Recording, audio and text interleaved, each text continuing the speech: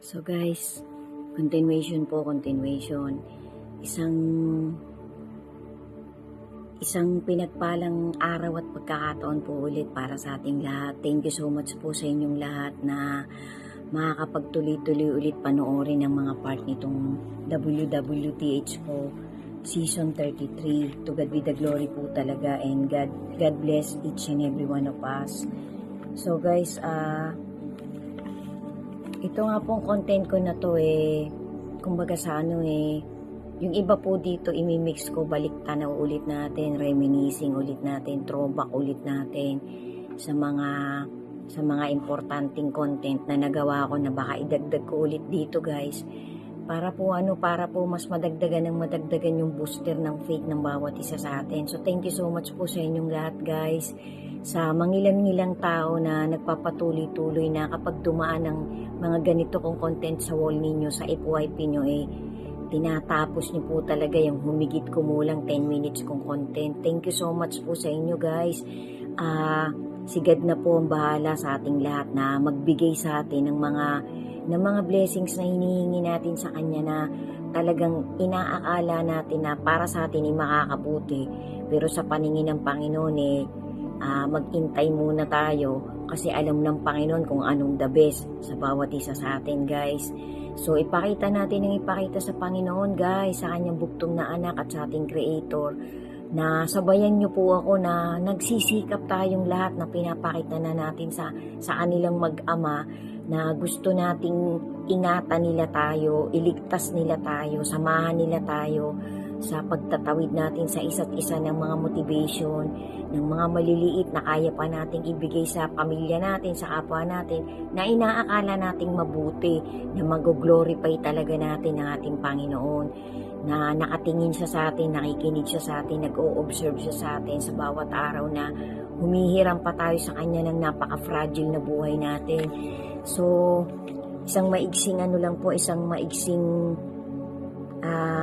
taimtim na panalangin po dun sa isang singer na namatay na a few hours ago lang po, November 18 po, ngayon Monday, na siya po ay member ng isang sikat na singer na sikat dito sa bansa natin, 80s, 90s pa yata yan. Sikat na yung magkapatid na yan na matataas ang boses. Nagkaroon daw po ng lung cancer. So, condolences po sa kanilang pamilya. Isama na lang po natin sa panalangin natin ang pamilya niya. Kasi talagang po pala talaga guys, talagang biruin niyo po, kakaadaan niya lang sa surgery. So, nakakalungkot na balita po kasi dumaan din dito sa wall ko. Nakakalungkot pong balita kasi ginawa lahat ng kanyang mga pamilya, na siya ipagamot, na siya talagang maduktungan pa ang kanyang buhay. So, sa napakalungkot pong pangyayari talagang binawian na siya ng buhay after ng surgery niya. So, sana nga po nasa mapayapang lugar na siya, na nag-iintay na lang din po siya na sana nga po mapasama din siya dun sa machuchosen. Siguro po may naiwan din niyang anak o anuman, kasi siyempre medyo may edad na rin po, pero parang sa estimate ko po wala pa siyang 50 years old. So napakaigsi na lang talaga guys ng lifespan ng isang tao. So pasintabi po dyan sa mga may talagang malulubang sakit na kapwa natin Pilipino, na kung ikaw talagang may malubang sakit na, ipakita mo na sa Panginoon na magbabalik loob ka na talaga sa Kanya, na talagang ang natitira pang lakas at buhay mo, iali mo na sa paglilingkod mo sa Kanya. Kilalanin mo na siya kahit papano, dalas-dalasan mo ng pagbubuklat ng love letter niya.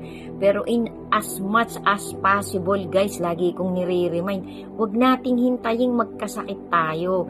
Ako nga po, may kilala nga po ako may sakit na siya pero hindi pa rin siya nagbabago guys. Kumbaga sa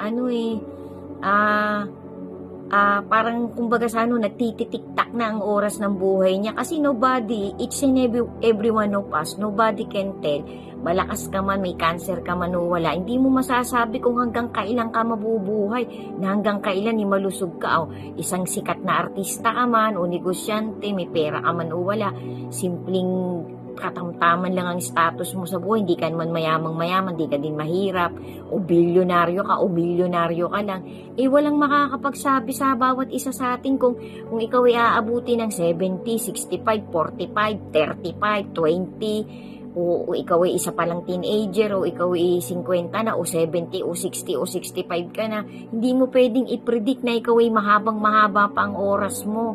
Kasi nga po, ang buhay ng tao ay punong-puno ng hiwaga. Kaya kung shout out po dyan, guys, katiting na real talk lang po muna to. Shout out po sa bawat isa sa atin, may sakit man tayo o wala, malusog man tayo, mayaman man tayo o hindi. Pakaisip-isipin din po natin na tayo talaga'y pinapahiram lang ng buhay ng ating Creator. Siya po'y nakatungo, siya po'y nagmamasid, siya po'y nakatingin sa ating lahat. Yung iba po dyan, may sakit na malubanay, sama pa din ang ugali, sama pa din ang pagkatao. Matakot-takot po tayo, guys. Isip-isipin po natin na nakakatakot na tayo'y mamatay, na nandun tayo sa gitna ng ating kasakiman, kalaswaan, sa gitna ng ating pagiging makasarili, pagiging abandonadong ina, abandonadong tatay. Naku, isa kang hard killer, isa kang scammer, isa kang mamamatay tao, isa kang rapist, isa kang magnanakaw, isa kang bayaran, isa kang isa kang wala ka nang ginawa kundi mag-slandering ng tao, ng reputasyon ng isang tao, manira ka ng manira. Ano po yan, kasalanan po yan. Meron po tayong mga ginagawa na akala natin simple lang, hindi kasalanan. Kasalanan po yun, guys. Naiipon po yun ng naiipon. Yun po yung magiging karumal-dumal pagdating ng isang araw sa paningin ng ating Panginoon. Isasama ko po yan dito, guys, sa content ko na to. Hindi ko pa lang po nalalagyan ng notes yan. Napanood ko po yan sa isang documentary. Pakaisip-isipin po natin, guys, na tayo naglalakbay lang ng maigsing paglalakbay dito sa lupang ito. Ito po yung testing ground lang, guys. Sabi nga po nung isang pare, wag nating iisipin na tayo immigrant na. So guys, ganun nga po. Kailangan po maghinay-hinay tayo sa mga ginagawa nating kabalastugan, ginagawa nating mga pagpapariwara sa pagkatao natin, sa buhay natin.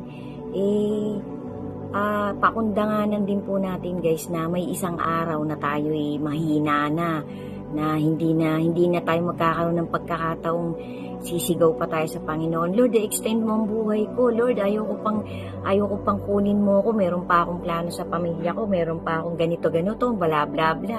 Wag po nating hintayin ibuka ng bibig natin yun. Dapat po, ngayon pa lang ipakita na natin sa ating Creator na natatakot tayo sa Kanya, na nire-respeto natin sa Kanya, pinakaiingatan natin sa temporary na buhay na pinapahiram niya, na tayo mapunta doon sa parusang walang hanggan. Kasi nga po ang Panginoon, lagi po yung nagpapaalala sa atin, lagi po yung nagpapakita sa atin ng pagpapahinuhod. Ibig sabihin sabi ng Panginoon sige, pagbibigyan kita ngayon, gawin mo lahat ng gusto mo, pero tatandaan mo, sa isang araw ako naman ang tatawa. Parang something like that yung sinabi ng Panginoon. Nasa Old and New Testament yan, guys. Hindi ko na lang talaga mapipinpoint sa inyo kasi sabi ko nga po sa inyo, every now and then, hindi ko memorize yung mga na yan. Kapag ako may pinapanood na documentary, may mga specific silang binibigay na mga verses,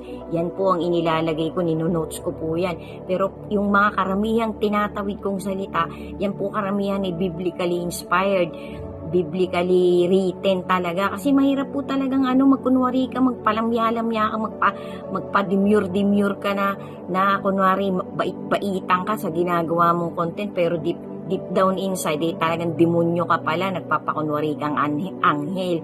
Huwag po nating tutularan si Taning, kasi si Taning nga po nagpapakunwaring mabuti, nagpapakunwaring mabait, lahat imimimik niya, lahat kokopyahin niya sa ating Lord Jesus para maniwala sa Kanya lahat ng aakayin niya. Huwag nating pangarapin, guys, na tayo mapupunta sa huling destination ni Satan. Kasi si Satan po, alam din po niya ng mga plano ng ating Creator. Alam din po ni Satan na siya'y nagbibilang na lang ng oras. Kaya tayo din po, Ingatan natin yung oras natin, guys. Subaybayan nyo pa po, sundan nyo pa po. To God be the glory po, and God bless each and everyone.